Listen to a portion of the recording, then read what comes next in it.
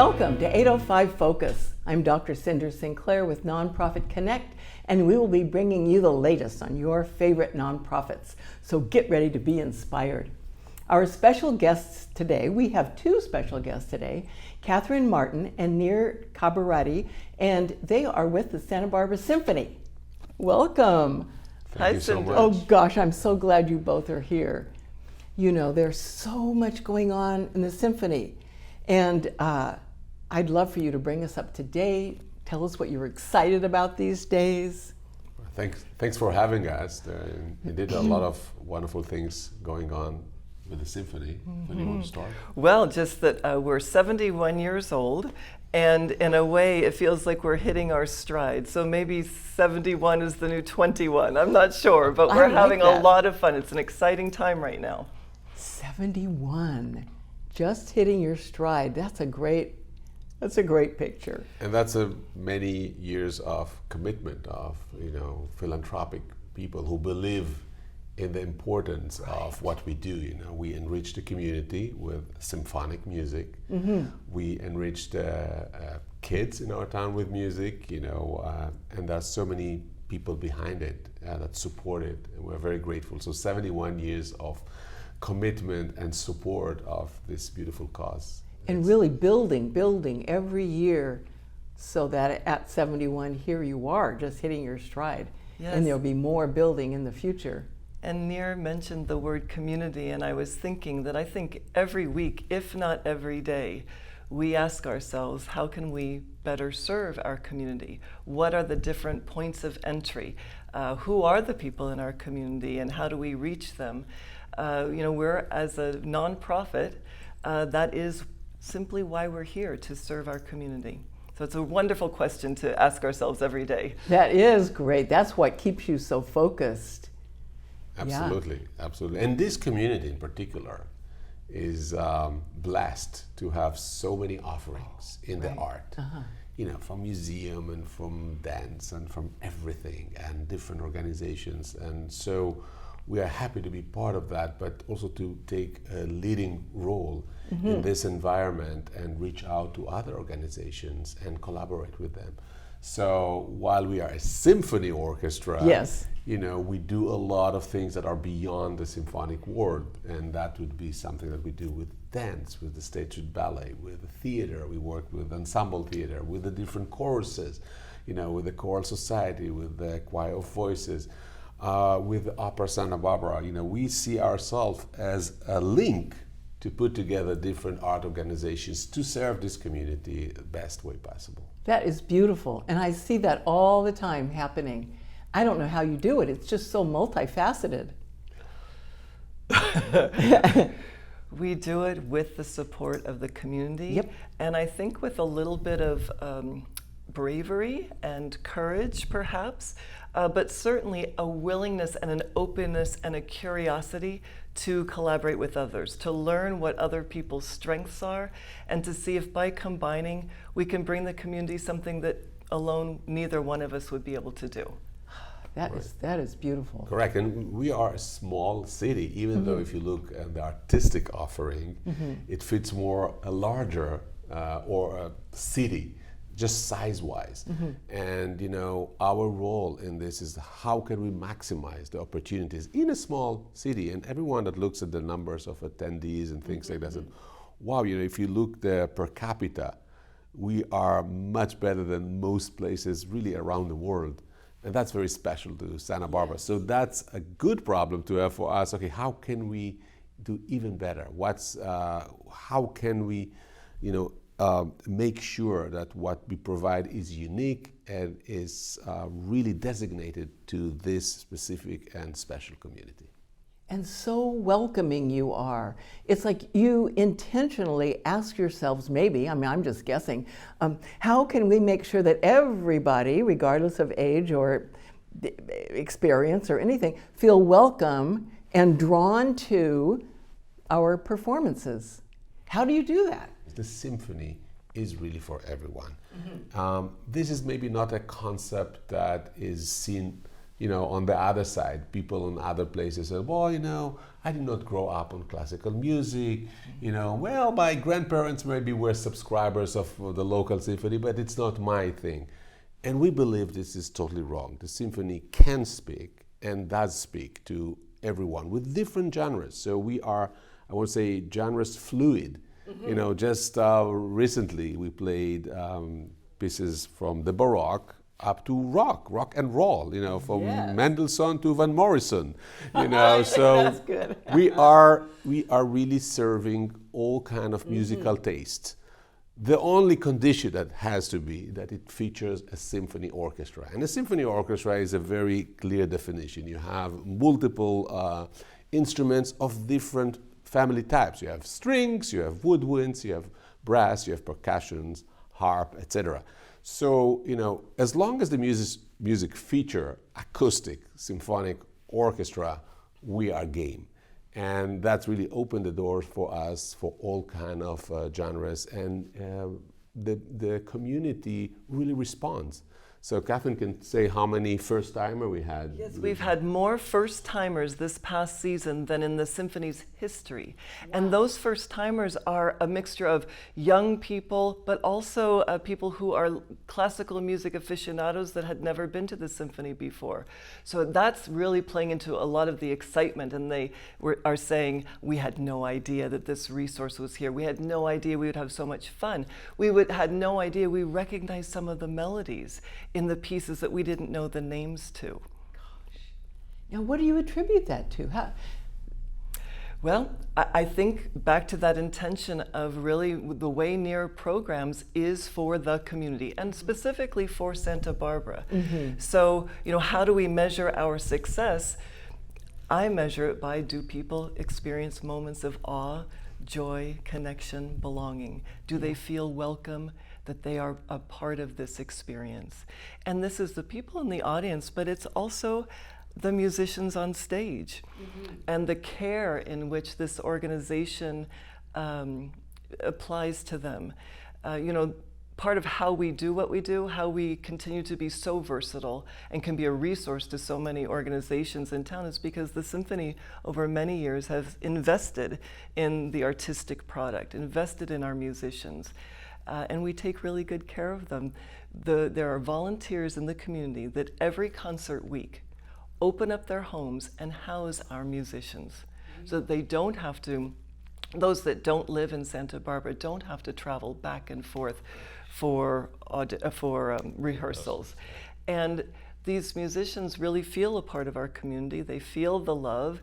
They love performing all of this variety. Just like our audiences enjoy hearing it, the musicians enjoy playing it. These are some of the most sought-after orchestral musicians in our region, NEAR, and they want to work with NEAR. Yeah, well, we are also lucky to be in such a beautiful place and have an incredible musical home. It's like a temple, the Granada. You just come inside and you feel the magic. Now, these musicians that Kathryn correctly said are some of the most sought after in South California. They play with the LA Opera. A lot of our musicians are part of the LA Opera Orchestra. They can do both because we don't operate all year. We play once a month, a week pretty much every month.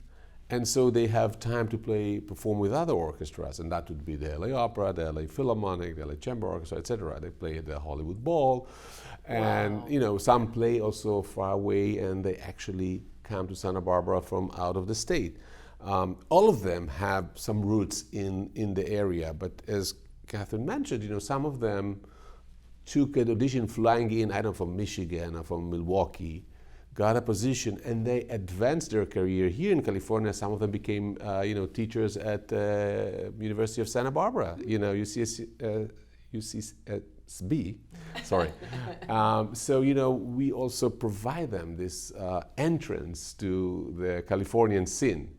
And, while we have also some musicians who live in town, just being so close to, the second largest city in the US and the capital of the film industry, the music that is written for films, they are very well inserted in that scene. So we can benefit from that as an organization. And they benefit from the variety that we provide, which adds to their studio performances and other organizations.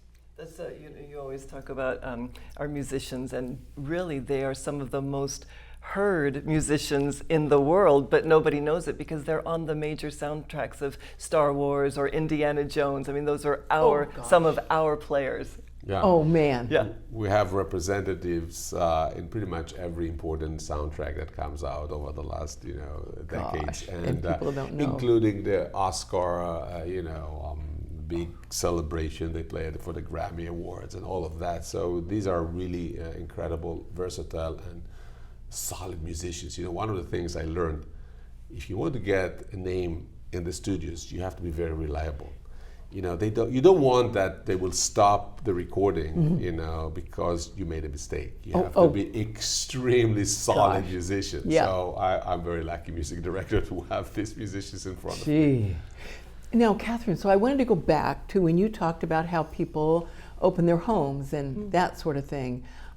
It made me think about all the other volunteer kind of opportunities you might have. So let's say somebody wanted to open their home or they wanted to volunteer in another way. What are some ways people can volunteer? Absolutely.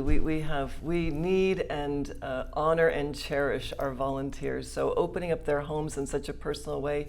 There's also a group of mostly women, but some men that are part of the Green Room Gang. And every concert week, they bake goodies or bring food backstage for the musicians. And, I laugh a little bit. This is important, and it makes a big difference, especially to have the coffee there. Yeah. So volunteers in the Green Room Gang, and then we have volunteers that help at our receptions and our events.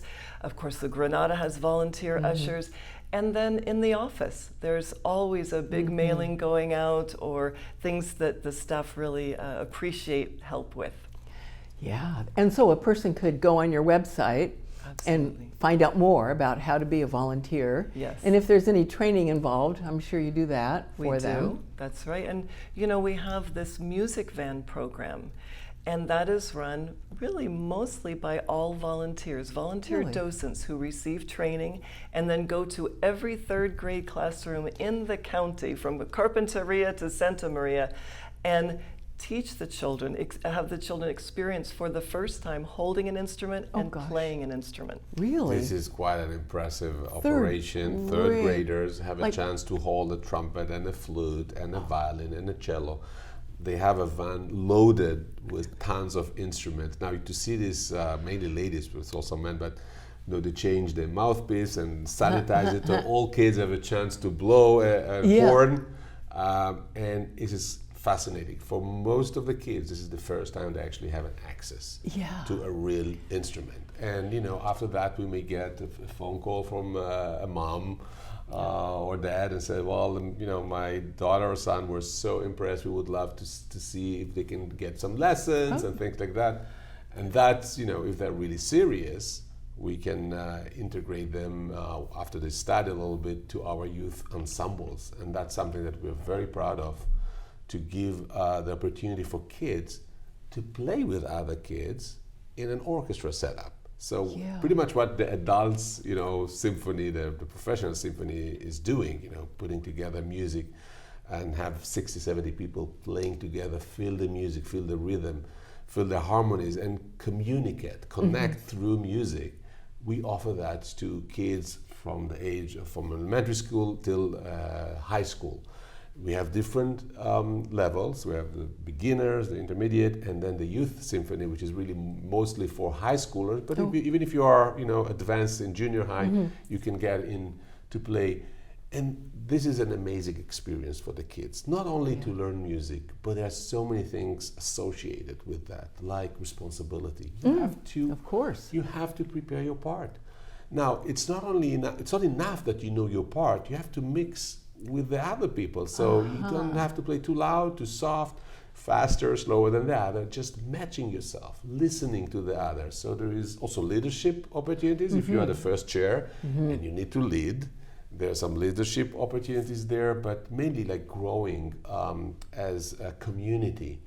And I also want to say this is probably one of the safest place for kids, you know, high schoolers, and we hear all kind of stories about schools and things like that. This is an incredibly safe environment for kids to share their passion and to make music with others, and we are extremely proud of this. That is wonderful. So let's just say somebody's watching this and they say, I want to have my child enrolled in that. How do they connect? Do they go on the website and figure it out? How do they just call you? What? Both. They can go on the website and read about all of our youth ensembles programs, and then of course we'd be happy to talk to a parent and answer questions. We have a very cool address for our website. I think you would say that. thesymphony.org. That's a very cool address. Very smart. The Symphony, not just any symphony, the Symphony. And you will have a lot of information about our concerts and about our educational programs and all the things we do in the community.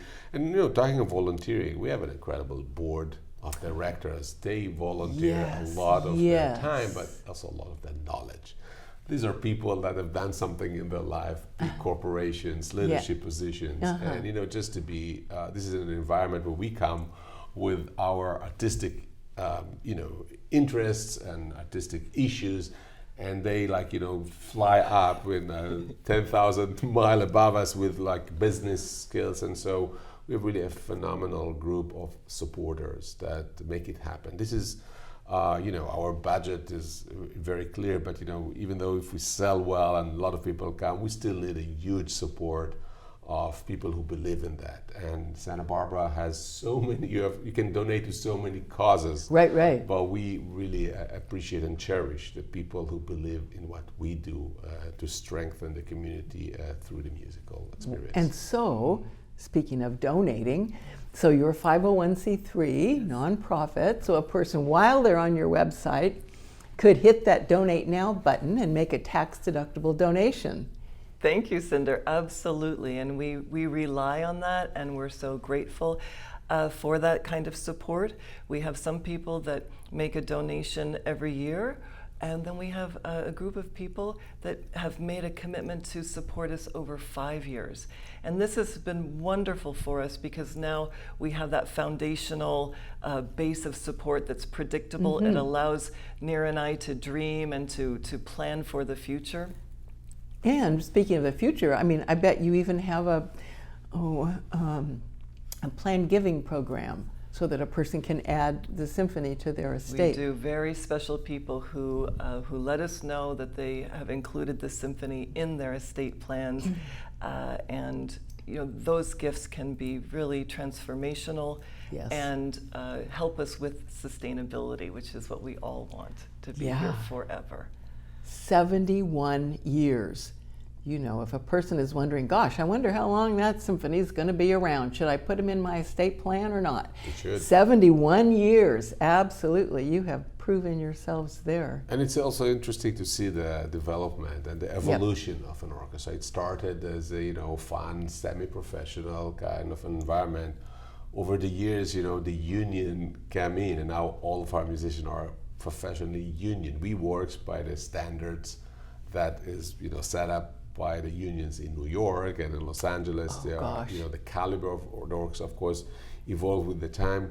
You have every year phenomenal graduates, students who seek for work. We provide that, and if you look at the curriculum of our musicians, they are graduated from the best schools, national-wide, but also worldwide. So you will have people who graduate from Juilliard, or from Curtis, and from UCLA, from Vienna, from Berlin, just name it.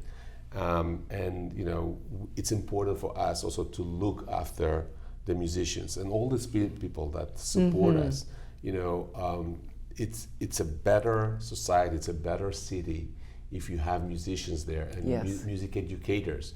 Recently I went to see the Honor Band concert. That means all this sort of all-star orchestras from elementary school, junior highs, high schools, and there are a lot of musicians. This experience that music is giving to them, we then give it to them on a symphonic base, and we also invite them to be part of our concert. So every kid, and we have about 100 students in our programs, they come to see a symphony performed with some of the most important soloists of today's time. So they have the chance to see some of the best piano players and golly. violinists and harpists and guitar players, etc. And for a child in this community to come to the Granada, set in, and to feel, oh, that's mine, this is my orchestra, I have a chance to see Tchaikovsky concerto with one of the best violinists in the world, is something that will be inspiring Yes. for a long time. Our mission is not to make them musicians, but our interest is to have them develop this appreciation for something that is so important in humanity, the music, the love for music. Oh my goodness, thank you both so much for all of this inspiring work, for blessing our community. Holy cow, you folks are just amazing, and such creativity, flexibility, dedication, focus. We appreciate you a lot, and we are so fortunate to have you. Thanks for sharing your message with us. Thank you, Cynder. Thank you so much. And thanks for joining us on 805 Focus, and we'll see you next time.